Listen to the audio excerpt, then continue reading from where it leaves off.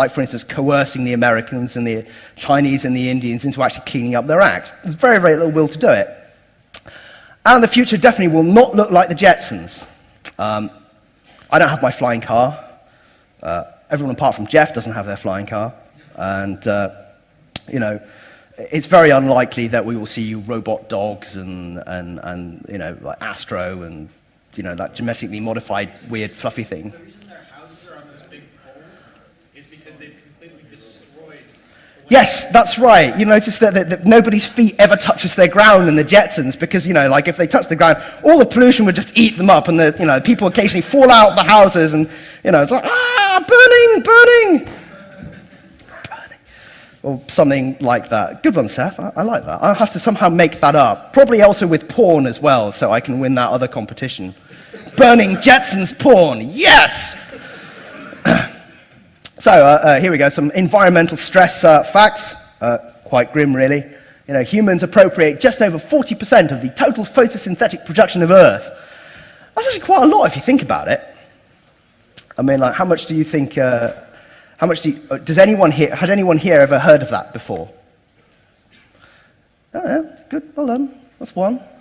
That's one. We appropriate an awful lot of the Earth's total content, which doesn't actually leave much for everything else. Because we've actually nicked the productive 40%, and the rest of it is kind of like spread out very thinly, you know, like no one's farming deserts and stuff, unless you live in Southern California, in which case you do all sorts of unreasonable things, like try and make the desert bloom. There's a mass extinction in progress. Anyone who studies environmental science, or indeed zoology or anything like that, it's quite funny, actually. You know, I went to a friend of mine who was doing a PhD in zoology, and it's amazing, you know, because she comes out with these incredibly depressing facts, but she's so cheerful. She's like, oh, yeah, you know, we just found this lemur, and, yeah, we've added it to the already extinct list already, because, you know, like, we discovered it, and it had already been stuffed and put in a museum. So we gave it a name, and no one's seen it for the last 20 years. So it's a new species which has already gone extinct before we had a chance to actually give it a name. You know. Although that story is not quite as good as my friend who's a paleontologist, and he named a dinosaur after his girlfriend. The moment she found out that he'd named the dinosaur after her, she dumped him. You know.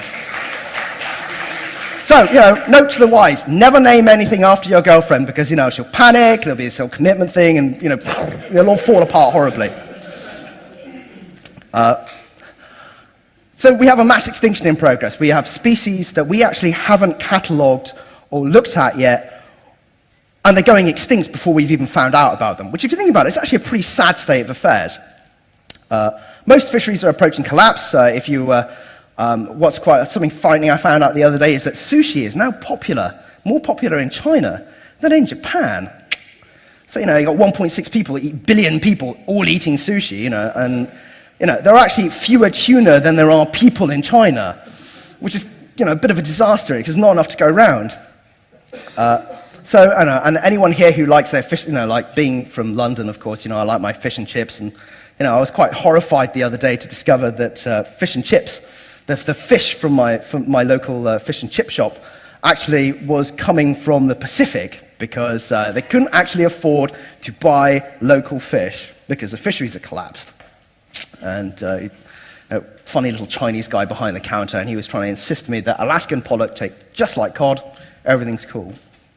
And you know, we've managed to pollute pretty much everywhere because pollution doesn't stay in one spot usually. You know, you sort of like throw it in the ocean, or, you know, belch it into the air, and eventually it went everywhere. If you go to the Pacific, there is a big area in the middle of the Pacific, which is a gyre, so you know, a big circular current, and all the plastic crap that's been thrown out of Southeast Asia and the west coast of the US has all wound up in this place, and it's like an area that's, it's like, you know, like bigger than like Texas, you know, which is just basically just full of plastic bags and stuff, and it's just it's quite grim, you know.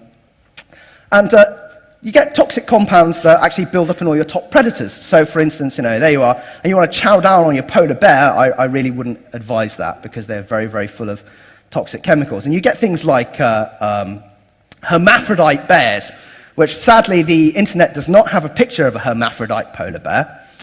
Otherwise, I'd show you one. But I have been assured by people that such things do exist, and mostly they're down to too many contraceptive pill chemicals winding up in the food chain. And of course, pregnant polar bear chows down on the seals full of PCBs and estrogen analogs, and eventually that builds up in the mother's bloodstream, and after a while you end up with bi-curious polar bears with too many sets of organs, and it's kind of weird and wrong.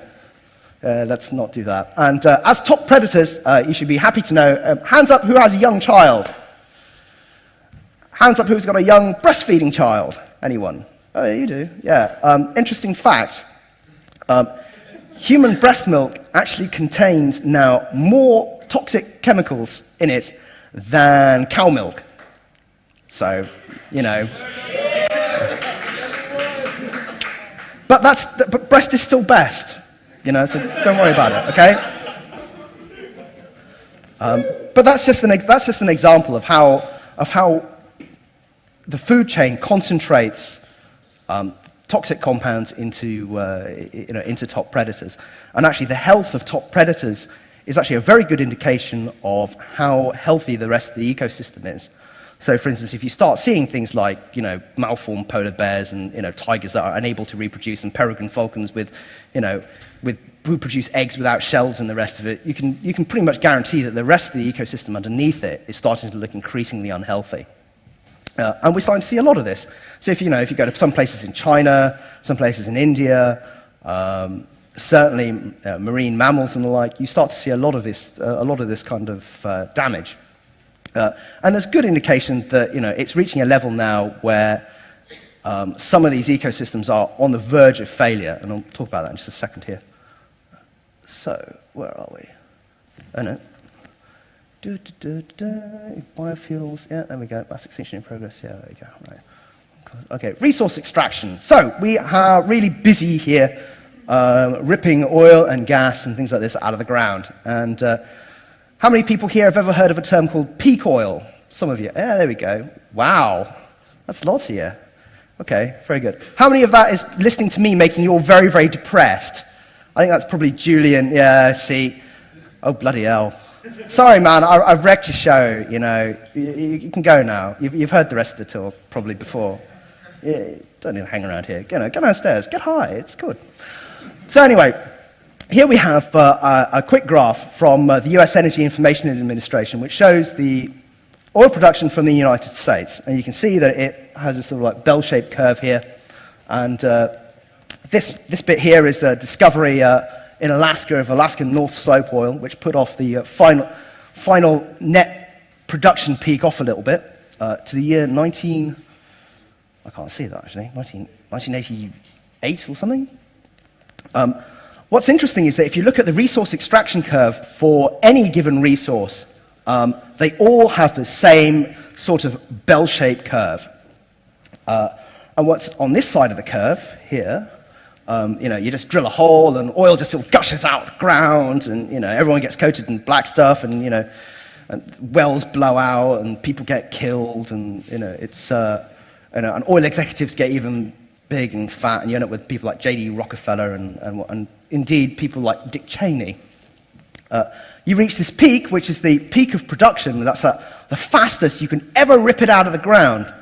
And then afterwards, you get to the second half of the resource, which is much harder to extract, and it becomes much more costly. So because obviously at this point, there's no more pressure in the reservoir, so you actually have to dig the stuff out or pump it out, which becomes much more expensive and becomes a real pain in the ass. The global peak of production is probably, some people estimate that it's gone, 2005. And other people, other well-respected research groups, oops, that's the wrong way, there we go, seem to think that it may be pushed off a little bit, due to new discoveries and the like. The most oil and gas that ever was discovered in 1 year was in 1969. And globally, the oil and gas companies went on this huge, massive surveying boom. So they went out and surveyed the whole planet.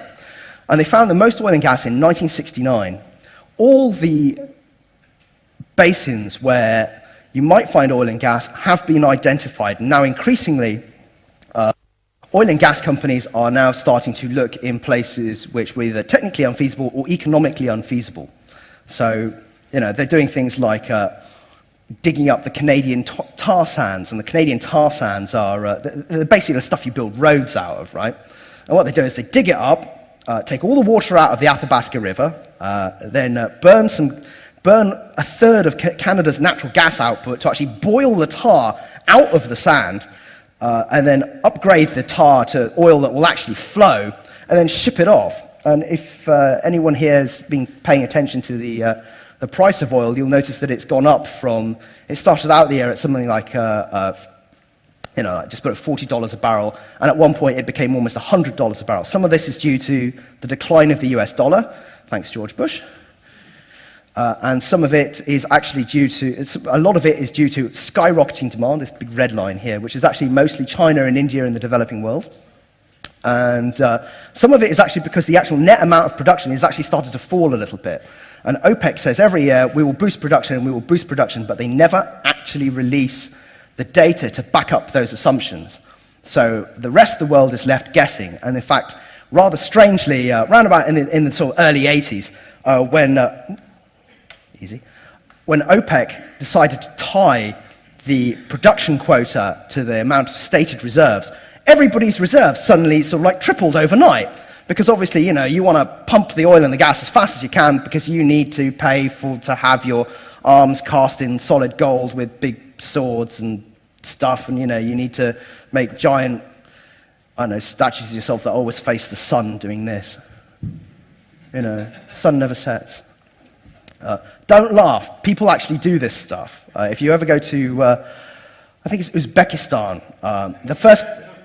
Oh, sorry, Turkmenistan. I was like Turkmenbashi. Thanks, Julian. If you go to the capital of Turkmenistan, there is a huge statue of President Nazarbayev. And the first thing they did when they discovered oil and gas in Turkmenistan was that he went and spent all the money that the companies gave him for the oil and gas to build a giant gold-plated statue of himself. And it's got a clock on the bottom, and it rotates, so it always faces the sun. So the Turkmens always know who the boss is, and also know who to thank for the wealth that they're experiencing, because he's turning around like this, gesturing to the sun, never sets on him.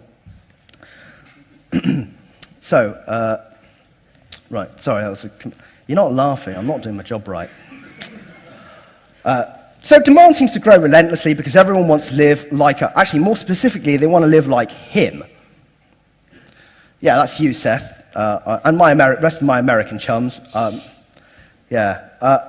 Most of the developing, if you go to the developing world, rather interestingly, they all have this idea that they want to emulate the American way of life. And if you go to Shanghai, central Shanghai actually banned bicycles in favor of cars, because apparently bicycles are unsightly. Yeah, I know, mad, isn't it? And it seems that many developing countries just seem absolutely hell-bent on creating societies that look like the US, and to a lesser extent maybe Europe. And there's this great drive, and everybody's on board because you get exposed to the media, and everybody wants a Ferrari and an apartment, 2 cars, and washing machines and all the rest of this crap that goes with it, right? But all of that consumption can only really be driven by increasing resource extraction, and also more importantly, increasing energy extraction. We live in the most intense or energy-intense time of human civilization. We use every year, 400 years worth of fossil fuels, i.e. it took 400 years to accumulate the fossil fuels that we burn in 1 year. So anyway, there we go. So if you want to understand that. Good. So there we go. Peaking refers to the maximum rate that a resource can be extracted. After this, it's downhill all the way. So everything becomes much more expensive and much dirtier, because obviously you burn the clean, easy-to-use stuff first, and then gradually you wind down, and eventually you come to coal. And then you want to turn coal into gas by injecting high-pressure temperature steam into coal seams. Gas comes bubbling out. worrying about peaking oil and gas